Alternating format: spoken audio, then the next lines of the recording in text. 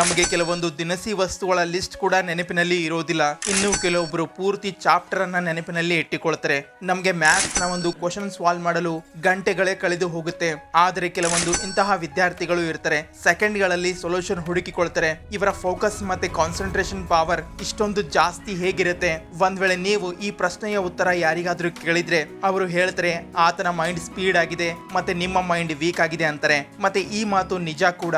ನಿಮ್ಮ brain weak ಆಗಿರಲು ಅಥವಾ strong ಆಗಿರಲು ನಿಮ್ಮ ಜೆನೆಟಿಕ್ಸ್ ನ ಕಾರಣವೂ ಇರಬಹುದು. ಅಂದ್ರೆ ನಿಮ್ಮ ಮೈಂಡ್ ನಿಮ್ಮ ತಾಯಿಯ ಹಾಗೆ ಇದ್ರೆ ಮತ್ತೆ ನಿಮ್ಮ ತಾಯಿಯ ಮೈಂಡ್ ವೀಕ್ ಆಗಿದ್ರೆ ನಿಮ್ಮ ಮೈಂಡ್ ಕೂಡ ವೀಕ್ ಆಗಿರಬಹುದು. ಅದೇ ತರ ನಿಮ್ಮ ಮೈಂಡ್ ನಿಮ್ಮ ತಂದೆಯ ಹಾಗಿದ್ರೆ ಮತ್ತೆ ನಿಮ್ಮ ತಂದೆಯ ಮೈಂಡ್ ವೀಕ್ ಆಗಿದ್ರೆ ನಿಮ್ಮ ಮೈಂಡ್ ಕೂಡ ವೀಕ್ ಆಗಿರಬಹುದು. ಅದೇ ತರ ನಿಮ್ಮ ಮೈಂಡ್ ನಿಮ್ಮ ಫ್ಯಾಮಿಲಿಯಲ್ಲಿ ಯಾರ ಹಾಗೆ ಇರಲಿ, ಒಂದ್ ವೇಳೆ ಅವರ ಮೈಂಡ್ ಸ್ಟ್ರಾಂಗ್ ಆಗಿದ್ರೆ ನಿಮ್ಮ ಮೈಂಡ್ ಕೂಡ ಸ್ಟ್ರಾಂಗ್ ಆಗಿರುತ್ತೆ. ಅದಕ್ಕೆ ಏನೇ ಸಿಕ್ಕಿರ್ಲಿ ಹೇಗೆ ಸಿಕ್ಕಿರ್ಲಿ ಅದನ್ನ ಮೊದಲು ಆಕ್ಸೆಪ್ಟ್ ಮಾಡಬೇಕು. ಅದರ ನಂತರ ನಾವು ನಮ್ಮ ಮೈಂಡ್ ಮತ್ತೆ ದೇಹದಲ್ಲಿ ನಮಗೆ ತಕ್ಕಂತೆ ಇಂಪ್ರೂವ್ ಮಾಡಿಕೊಳ್ಳಬಹುದು. ನಮ್ಮ ಮೈಂಡ್ ಒಳಗಿನ ಪವರ್ ಅನ್ನ ಯಾರಿಂದಲೂ ಇಮ್ಯಾಜಿನ್ ಮಾಡಲು ಆಗೋದಿಲ್ಲ. ಮನುಷ್ಯನ ಮೈಂಡ್ ಸೂಪರ್ ಕಂಪ್ಯೂಟರ್ ಗಿಂತಲೂ ಸ್ಪೀಡ್ ಆಗಿರುತ್ತೆ. ಏಕೆಂದ್ರೆ ಮನುಷ್ಯನ ಮೈಂಡ್ ಸೂಪರ್ ಕಂಪ್ಯೂಟರ್ ಅನ್ನ ನಿರ್ಮಾಣ ಮಾಡಿದೆ, ಆದ್ರೆ ಸೂಪರ್ ಕಂಪ್ಯೂಟರ್ ಮನುಷ್ಯನ ಮೈಂಡ್ ನಿರ್ಮಾಣ ಮಾಡಲಿಲ್ಲ. ಅದಕ್ಕೆ ನೀವು ಈ ಮಾತನ್ನ ಅರ್ಥ ಮಾಡಿಕೊಳ್ಳಿ. ನೀವು ನಿಮ್ಮ ಮೈಂಡ್ ಅನ್ನ ನಿಮಗೆ ತಕ್ಕಂತ ಸ್ಪೀಡ್ ಮತ್ತೆ ಶಾರ್ಪ್ ಅನ್ನಾಗಿ ಮಾಡಬಹುದು. ಹೀಗೆ ಬಾಡಿ ಸಲುವಾಗಿ ಎಕ್ಸರ್ಸೈಸ್ ಮಾಡಬೇಕಾಗತ್ತೆ, ಡಯಟ್ ಮೇಂಟೈನ್ ಮಾಡಬೇಕಾಗತ್ತೆ, ಮತ್ತೆ ಕೆಲವು ವಿಷಯಗಳನ್ನ ತ್ಯಾಗ ಮಾಡಬೇಕಾಗತ್ತೆ. ಅದೇ ತರ ಮೈಂಡ್ ಅನ್ನ ಇಂಪ್ರೂವ್ ಮಾಡಲು, ಫೋಕಸ್ ಹೆಚ್ಚಿಸಲು, ಕಾನ್ಸಂಟ್ರೇಷನ್ ಹೆಚ್ಚಿಸಲು ಕೆಲವು ವಿಷಯಗಳನ್ನ ಅಕ್ಸೆಪ್ಟ್ ಮಾಡಬೇಕಾಗತ್ತೆ, ಕೆಲವೊಂದು ಎಕ್ಸರ್ಸೈಸ್ ಗಳನ್ನ ಮಾಡಬೇಕಾಗತ್ತೆ, ಮತ್ತೆ ಕೆಲವೊಂದು ಅಭ್ಯಾಸಗಳನ್ನ ಬಿಡಬೇಕಾಗತ್ತೆ. ಅದರಿಂದ ನಿಮ್ಮ ಮೈಂಡ್ ಇನ್ನೂ ವೀಕ್ ಆಗ್ತಾ ಇದೆ. ಮತ್ತೆ ಯಾವ ವಿಷಯಗಳಿಂದ ನಿಮ್ಮ ಮೈಂಡ್ ವೀಕ್ ಆಗ್ತಾ ಇದೆ ಅದರಿಂದ ದೂರ ಆದ್ರೆ ನಿಮ್ಮ ಮೈಂಡ್ ಆಟೋಮೆಟಿಕ್ಲಿ ಇಂಪ್ರೂವ್ ಆಗಲು ಪ್ರಾರಂಭ ಆಗುತ್ತೆ. ಹಾಗಿದ್ರೆ ನಾವು ಪ್ರಾರಂಭವೇ ಈ ವಿಷಯಗಳಿಂದ ಮಾಡೋಣ. ಇದರಿಂದ ನಿಮ್ಮ ಮೈಂಡ್ ತುಂಬಾ ವೀಕ್ ಆಗ್ತಾ ಇದೆ. ಇದರ ನಂಬರ್ 1 ಕಾರಣ ಅಂದ್ರೆ ಯೂಟ್ಯೂಬ್ ಶಾರ್ಟ್ಸ್ ಮತ್ತೆ ಇನ್ಸ್ಟಾಗ್ರಾಮ್ ರೀಲ್ಸ್ ನೋಡಿ. ಸಣ್ಣ ಕಂಟೆಂಟ್ ನೋಡಿ ನೋಡಿ ನಮ್ಮ ಅಟೆನ್ಷನ್ ಸ್ಪ್ಯಾಮ್ 25% ವರೆಗೆ ಕಡಿಮೆ ಆಗಿದೆ. ಇದೇ ಕಾರಣದಿಂದ ನಮ್ಮ ಮೈಂಡ್ಗೆ ಅಭ್ಯಾಸ ಆಗಿದೆ ಸಣ್ಣ ಕಂಟೆಂಟ್ ನೋಡೋದು. ಇದೇ ಕಾರಣದಿಂದ ಯಾವುದೇ ಒಂದು ದೊಡ್ಡ ಕಂಟೆಂಟ್ ಮೇಲೆ ಫೋಕಸ್ ಮಾಡಲು ಆಗ್ತಾ ಇಲ್ಲ. ಮತ್ತೆ ಇದರ ಇನ್ನೊಂದು ದೊಡ್ಡ ಕಾರಣ ಅಂದ್ರೆ ಪಾರ್ನ್ ಅಡಿಕ್ಷನ್ ನೋಡಿ. ಪಾರ್ನ್ ಮತ್ತೆ ಸೋಷಿಯಲ್ ಮೀಡಿಯಾ ನೋಡೋದ್ರಿಂದ ನಿಮ್ಮ ಮೈಂಡ್ಗೆ ಡೋಪಾಮಿನ್ ನ ಹಿಟ್ ಸಿಗ್ತಾ ಇದೆ. ಇದರಿಂದ ನಮ್ಮ ಮೈಂಡ್ಗೆ ಮಜಾ ಸಿಗ್ತಾ ಇದೆ. ಒಂದ್ ವೇಳೆ ನಾವು ಈಗ ನಾರ್ಮಲ್ ವಿಷಯಗಳನ್ನು ಮಾಡಿದ್ರು ನಮ್ಗೆ ಅದರಿಂದ ಖುಷಿ ಸಿಗೋದಿಲ್ಲ. ಮತ್ತೆ ನಮ್ಮ ಮೈಂಡ್ ಆ ಡೋಪಾಮಿನ್ ಹಿಟ್ ನ ಕಡೆಗೆ ಓಡುತ್ತೆ. ಇದೇ ಕಾರಣದಿಂದ ನಮಗೆ ಫೋಕಸ್ ಮಾಡುವುದು ತುಂಬಾ ಕಷ್ಟ ಆಗ್ತಾ ಇದೆ.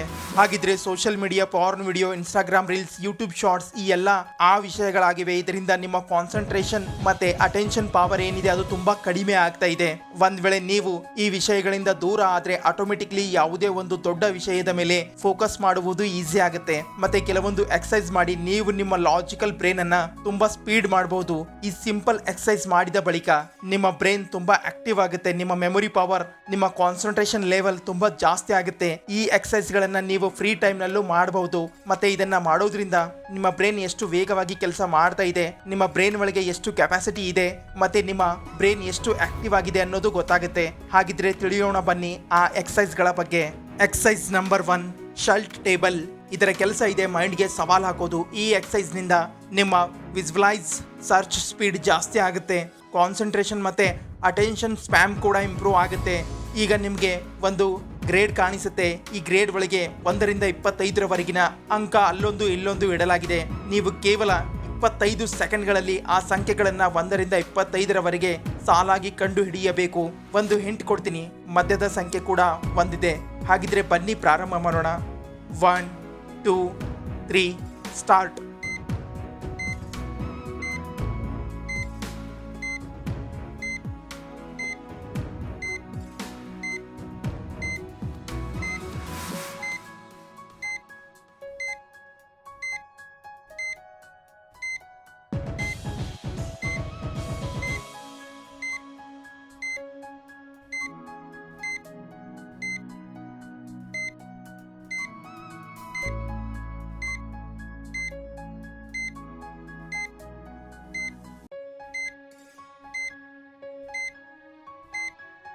ಏನಾಯಿತು? ಎಲ್ಲ ಸಂಖ್ಯೆಗಳನ್ನು ಕ್ಯಾಲ್ಕುಲೇಟ್ ಮಾಡಿದ್ರ? ಐ ಥಿಂಕ್ ಆಗಿಲ್ಲ ಅನ್ಸುತ್ತೆ. Don't worry. ಎಷ್ಟು ನಂಬರ್ ಕ್ಯಾಲ್ಕುಲೇಟ್ ಮಾಡಿದ್ರಿ ಅದನ್ನು ಕಮೆಂಟ್ ಬಾಕ್ಸ್ ಒಳಗೆ ಕಮೆಂಟ್ ಮಾಡಿ. ಇದನ್ನು ಹೇಳ್ತಾರೆ ಇನ್ಫಾರ್ಮೇಷನ್ ಪ್ರೊಸೆಸಿಂಗ್ ಸ್ಪೀಡ್. ಈಗ ನಿಮ್ಮ ಮೈಂಡ್ನ ಪ್ರೊಸೆಸಿಂಗ್ ಸ್ಪೀಡ್ ಅದೆಷ್ಟೇ ಇರಲಿ, ರೆಗ್ಯುಲರ್ ಆಗಿ ಪ್ರಾಕ್ಟೀಸ್ ಮಾಡೋದ್ರಿಂದ ಅದು ಇನ್ನೂ ಜಾಸ್ತಿ ಆಗ್ತಾ ಇರುತ್ತೆ. ಅದಕ್ಕಾಗಿ ನೀವು ಪ್ಲೇಸ್ಟೋರ್ನಿಂದ ಯಾವುದಾದ್ರೂ ಒಂದು ಶಲ್ಟ್ ಟೇಬಲ್ ಗೇಮ್ ಇನ್ಸ್ಟಾಲ್ ಮಾಡಬಹುದು. Exercise number 2 multi colour text. ಈಗ ನಿಮಗೆ ಕೆಲವೊಂದು ವರ್ಡ್ ಕಾಣಿಸುತ್ತೆ, ಅದನ್ನು ನೀವು ಏನ್ ಮಾಡಬೇಕು ಅಂದ್ರೆ ಆ ಶಬ್ದ ಬರೆದಿರುವ ವರ್ಡ್ ಅನ್ನ ಹೇಳಬೇಕು. ಅಂದ್ರೆ ನೀವು ಕೇವಲ ಆ ಬಣ್ಣದ ಹೆಸರು ಹೇಳಬೇಕು. ಉದಾಹರಣೆಗೆ ಬ್ಲ್ಯಾಕ್, ಇದು ವರ್ಡ್ ಇದೆ ಮತ್ತೆ ಇದರ ಕಲರ್ ಇದೆ ರೆಡ್. ನೀವು ಬ್ಲ್ಯಾಕ್ ಅಂತ ಓದಬಾರದು, ಅದರ ಬಣ್ಣದ ಹೆಸರು ಹೇಳಬೇಕು. ಓಕೆನಾ? ಹಾಗಿದ್ರೆ ಪ್ರಾರಂಭ ಮಾಡೋಣ. 1 2 3 ಸ್ಟಾರ್ಟ್.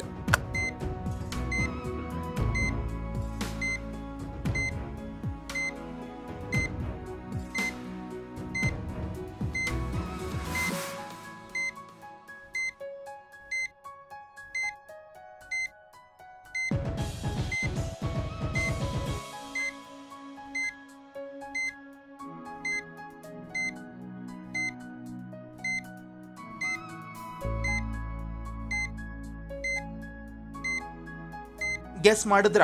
ಐ ಥಿಂಕ್ ಸ್ವಲ್ಪ ಕನ್ಫ್ಯೂಸಿಂಗ್ ಆಗಿತ್ತು ಅನ್ಸುತ್ತೆ. ನೀವು ಅನೇಕ ವರ್ಡ್ಸ್ ಹೆಸರು ಉಚ್ಚಾರ ಮಾಡಿರಬಹುದು, ಬಟ್ ಡೋಂಟ್ ವರಿ, ಏನು ತೊಂದರೆ ಇಲ್ಲ. ಕಂಟಿನ್ಯೂ ಆಗಿ ಮಾಡಿದ್ರೆ ಏನೂ ಸಮಸ್ಯೆ ಆಗೋದಿಲ್ಲ. ಇದನ್ನ ಮಾಡೋದ್ರಿಂದ ಮೈಂಡ್ ನ ಪ್ರೊಸೆಸಿಂಗ್ ಸ್ಪೀಡ್, ಮೆಮೊರಿ, ಫೋಕಸ್ ಮತ್ತೆ ಮಲ್ಟಿ ಟಾಸ್ಕಿಂಗ್ ಇಂಪ್ರೂವ್ ಆಗುತ್ತೆ. ನೋಡಿ, ಮೈಂಡ್ಗೆ ಎಷ್ಟು ದೊಡ್ಡ ಸವಾಲು ಸಿಗುತ್ತೆ, ಅದು ಅಷ್ಟು ಸ್ಟ್ರಾಂಗ್ ಆಗ್ತಾ ಹೋಗುತ್ತೆ. ಹಾಗಿದ್ರೆ ಈಗ ನಿಮ್ಮ ಶಾರ್ಟ್ ಟರ್ಮ್ ಮೆಮೊರಿ ಹೇಗಿದೆ ಅನ್ನೋದನ್ನ ತಿಳಿಯೋಣ. ಇಲ್ಲಿ ಕೆಲವೊಂದು ವಸ್ತುಗಳು ನಿಮಗೆ ಕಾಣಿಸುತ್ತೆ, ಅದನ್ನ ನೋಡಿ ಬೇಗ ಬೇಗ ನೆನಪಿಸಿಕೊಳ್ಳಬೇಕು. ನಂತರ ನಾ ಇದನ್ನ ಮಿಕ್ಸ್ ಮಾಡ್ತೀನಿ ಇನ್ನೂ ಕೆಲವು ವಸ್ತುಗಳ ಜೊತೆಗೆ, ಮತ್ತೆ ನೀವು ಹುಡುಕಬೇಕು ಮೊದಲು ನೀವು ಯಾವೆಲ್ಲ ವಸ್ತುಗಳನ್ನ ನೋಡಿದ್ರಿ ಅನ್ನೋದು. ಹಾಗಿದ್ರೆ ಮೊದಲು ಈ ಎಲ್ಲಾ ವಸ್ತುಗಳನ್ನ ನೋಡಿದ್ರ? ಹಾಗಿದ್ರೆ ಪ್ರಾರಂಭ ಮಾಡೋಣ. 1 2 3 ಸ್ಟಾರ್ಟ್.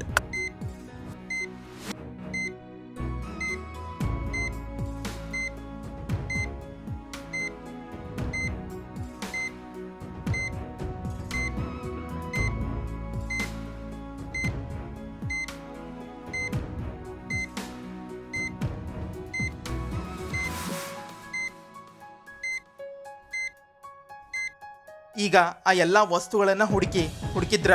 ಹಾಗಿದ್ರೆ ನಿಮ್ಮ ಶಾರ್ಟ್ ಟರ್ಮ್ ಮೆಮೊರಿ ತುಂಬಾ ಸ್ಟ್ರಾಂಗ್ ಆಗಿದೆ. ಒಂದ್ ವೇಳೆ ಸ್ವಲ್ಪ ಮಿಸ್ ಆಗಿದ್ರೆ ಡೋಂಟ್ ವರಿ, ಏನೂ ಪ್ರಾಬ್ಲಮ್ ಆಗೋದಿಲ್ಲ. ಪ್ರಾಕ್ಟೀಸ್ನಿಂದ ನಿಮ್ಮ ಶಾರ್ಟ್ ಟರ್ಮ್ ಮೆಮೊರಿ ಕೂಡ ಇನ್ನೂ ಸ್ಟ್ರಾಂಗ್ ಆಗ್ತಾ ಹೋಗುತ್ತೆ.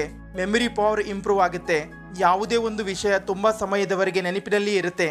ಹಾಗಿದ್ರೆ ಈ ವಿಡಿಯೋ ಇಲ್ಲಿಗೆ ಮುಕ್ತಾಯ ಆಗುತ್ತೆ. ಈ ವಿಡಿಯೋ ಬಗ್ಗೆ ನಿಮ್ಮ ಅನಿಸಿಕೆ ಏನೇ ಇದ್ರೂ ಕಮೆಂಟ್ಸ್ ಮೂಲಕ ತಿಳಿಸಿ. ಹಾಗೆ ಚಾನಲ್ ಅನ್ನು ಸಬ್ಸ್ಕ್ರೈಬ್ ಮಾಡಿ, ಇನ್ಸ್ಟಾ ಪೇಜ್ ಅನ್ನು ಫಾಲೋ ಮಾಡಿ. Bye bye.